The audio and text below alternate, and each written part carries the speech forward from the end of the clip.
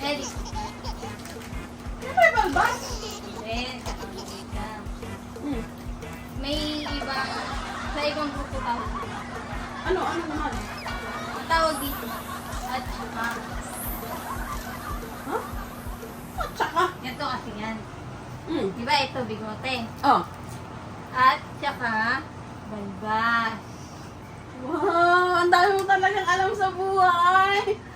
Pati pagkain ko, yan lang sasabihin mo, istorbo ka talaga. Ah, ito. Ako meron sasabihin din ako sa'yo. Ang tawag dito? Love it. No. Ang tawag dito? Dito.